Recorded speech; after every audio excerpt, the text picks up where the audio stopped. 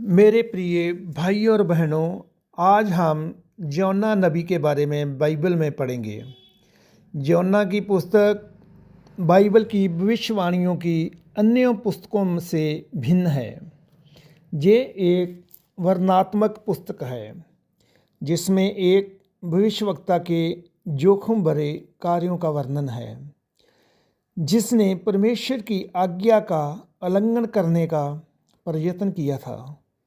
परमेश्वर ने उससे नीनवे नगर जाने को कहा, जो इज़राइल के सबसे खतरनाक शत्रु विशाल असूरी साम्राज्य की राजधानी था। परंतु योना परमेश्वर के संदेश के साथ वहाँ नहीं जाना चाहता था, क्योंकि उसे पूरा निश्चय था कि परमेश्वर उस नगर का सत्यानाश करने की अपनी चेतावनी को पूरा नहीं करेगा।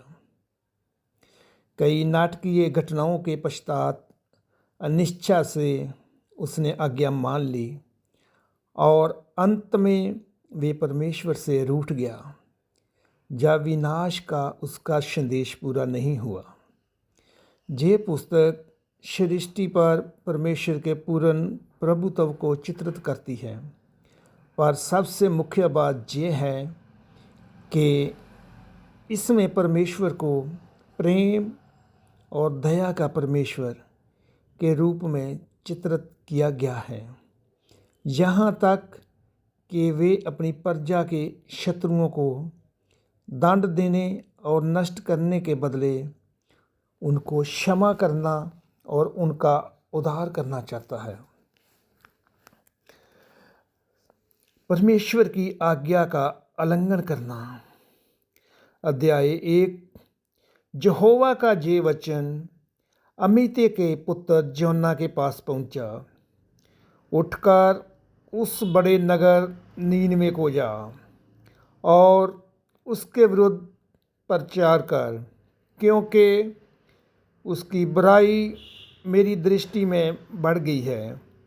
परंतु योना यहोवा के सन्मुख से तर्शीश को भाग जाने के लिए उठा और याफा नगर को जाकर तर्शीश जाने वाला एक जहाज पाया और भाड़ा देकर उस पर चढ़ गया कि उनके साथ यहोवा के सन्मुख से तर्शीश को चला जाए।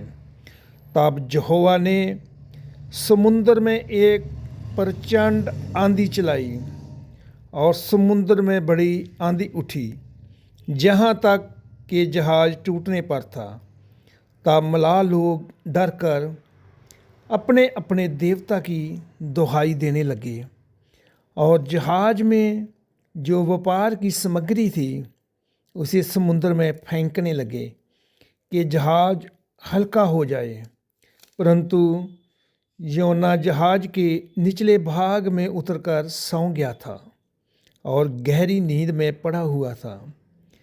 तब मांझी उसके निकट आकर कहने लगा, तू भारी नींद में पड़ा हुआ क्या करता है? उठ, अपने देवता की दुहाई दे। संभव है कि ईश्वर हमारी चिंता करे और हमारा नाश ना हो। तब उन्होंने आपस में कहा, आओ हम चिट्ठी डालकर जान लें कि ये विपत्ति हम पर किसके कारण पड़ी है। तब उन्होंने चिट्ठी डाली और चिट्ठी योना के नाम पर निकली। तब उन्होंने उससे कहा, हमें बता कि किसके कारण ये विपत्ति हम पर पड़ी है। तेरा उद्यम क्या है? तू कहाँ से आया है? तू किस देश और किस जाति का है? उसने उनसे कहा, मैं इब्री हूँ और स्वर्ग का परमेश्वर यहोवा, जिसने जल स्थल दोनों को बनाया है, उसी का भय मानता हूँ। तब वे बहुत डर गए और उससे कहने लगे, तूने ये क्या किया है।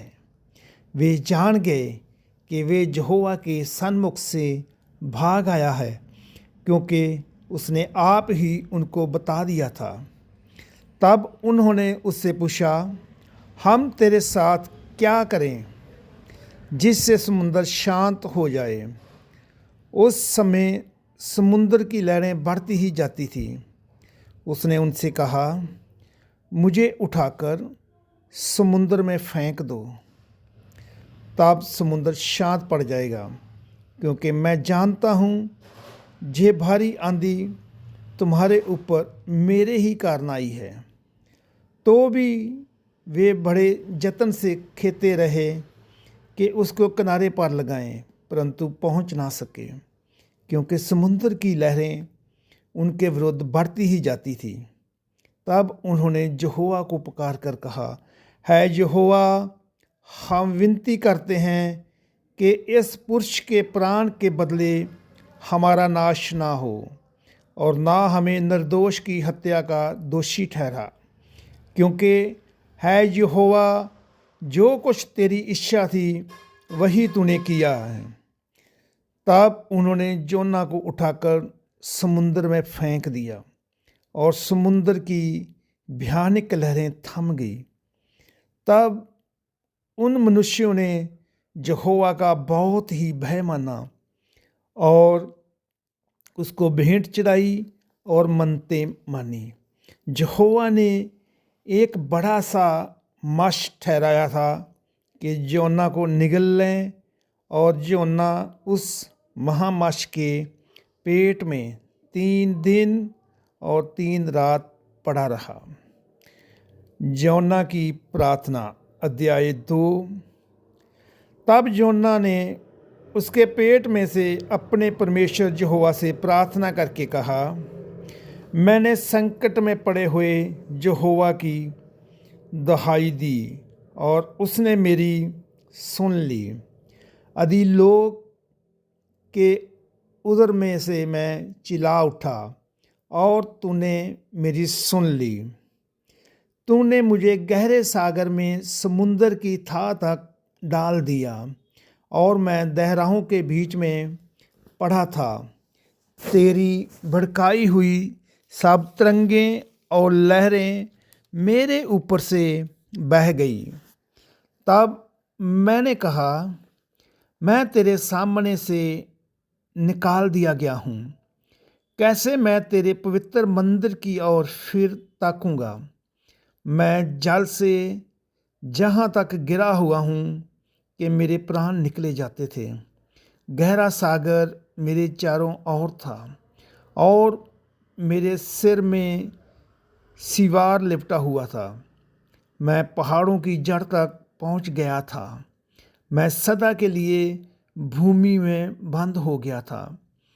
तो भी हे मेरे परमेश्वर यहोवा, तूने मेरे प्राणों को गड्ढे में से उठाया है। जब मैं मूर्छा खाने लगा, तब मैंने यहोवा को स्मरण किया, और मेरी प्रार्थना तेरे वर्ण तेरे पवित्र मंदिर में पहुंच गई। जो लोग धोखे की व्यर्थ वस्तुओं पर मन लगाते हैं, वे अपने करुणा निदान को छोड़ देते हैं, परंतु मैंने ऊंचे शब्द से धन्यवाद करके तुझे बलिदान चढ़ाऊँगा। जो मन्नत मैंने मानी उसको पूरा करूँगा। उद्धार यहोवा ही से होता है। तब यहोवा ने मश को आज्ञा दी, और उसने जोना को सतल पर उगल दिया। आज्ञा का मानना, अध्याय 3। तब यहोवा का ये वचन दूसरी बार जोना के पास पहुंचा, उठकर उस बड़े नगर नीनवे को जा, और जो बात मैंने तुझसे कहूँगा उसका उसमें प्रचार कर। तब जोना यहोवा के वचन के अनुसार नीनवे को गया। नीनवे एक बहुत बड़ा नगर था। वे 3 दिन की यात्रा का था। जोना ने नगर में प्रवेश करके 1 दिन की यात्रा पूरी की, और ये प्रचार करता गया, अब से 40 दिन के बीतने पर नीनवे उल्ट दिया जाएगा। तब नीनवे के मनुष्यों ने परमेश्वर के वचन की प्रतीति की और उपवास का प्रचार किया गया और बड़े से लेकर छोटे तक सबों ने टाट ओढ़ा। तब ये समाचार नीनवे के राजा के कान में पहुंचा और उसने सिंहासन पर से उठ अपने राजकीय वस्त्र उतार कर टाट ओढ़ लिया और राख पर बैठ गया। राजा ने प्रधानों से सम्मति लेकर नीनवे में इस आज्ञा का ढिंढोरा पिटवाया, क्या मनुष्य, क्या गायें, बैल, क्या भेड़, बकरी या अन्य पशु कोई कुछ भी ना खाए, वे ना खाए और ना पानी पिए। मनुष्य और पशु दोनों टाट ओढ़ें और वे परमेश्वर की दहाई चिल्ला चिल्ला कर दें और अपने कुमार्ग से फिरें और उस उपद्रव से जो वे करते हैं पश्चाताप करें।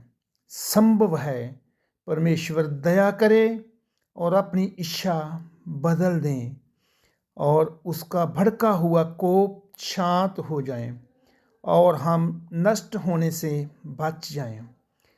जब परमेश्वर ने उनके कामों को देखा कि वे कुमार्ग से फिर रहे हैं, तब परमेश्वर ने अपनी इच्छा बदल दी और उनकी जो हानि करने की ठानी थी उसको ना किया। जोना का क्रोध और परमेश्वर की दया। अध्याय 4। ये बात जोना को बहुत ही बुरी लगी और उसका क्रोध भड़का। उसने यहोवा से ये कहकर प्रार्थना की, है यहोवा, जब मैं अपने देश में था तब क्या मैं यही बात ना कहता था?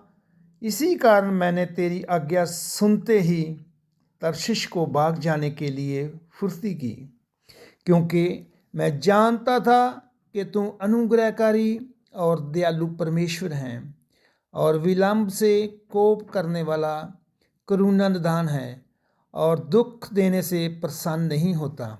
इसलिए अब है यहोवा, मेरा प्राण ले ले, क्योंकि मेरे लिए जीवित रहने से मरना ही भला है। यहोवा ने कहा, तेरा जो क्रोध भड़का है क्या वे उचित है?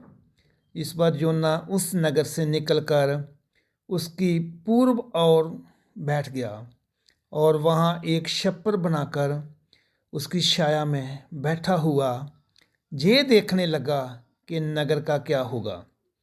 तब यहोवा परमेश्वर ने एक रेंद का पेड़ उगाकर ऐसा बढ़ाया कि योना के सिर पर छाया हो, जिससे उसका दुख दूर हो। योना उस रेंद के पेड़ के कारण बहुत ही आनंदित हुआ। सवेरे जब पौं फटने लगी तब परमेश्वर ने एक कीड़े को भेजा, जिसने रेंद का पेड़ ऐसा काटा कि वे सूख गया। जब सूर्य उगा तब परमेश्वर ने पुरवाई बहाकर लू चलाई और धूप योना के सिर पर ऐसी लगी कि वह मूर्छित होने लगा और उसने यह कहकर मृत्यु मांगी, मेरे लिए जीवित रहने से मरना ही अच्छा है। परमेश्वर ने योना से कहा, तेरा क्रोध जो रेंद के पेड़ के कारण भड़का है, क्या वे उचित है? उसने कहा, हाँ, मेरा जो क्रोध भड़का है वे अच्छा ही है, वरन क्रोध के मारे मरना भी अच्छा होता। तब यहोवा ने कहा, जिस रेंद के पेड़ के लिए तूने कुछ परिश्रम नहीं किया, ना उसको बढ़ाया, जो एक ही रात में हुआ और एक ही रात में नष्ट भी हुआ, उस पर तूने तरस खाई है।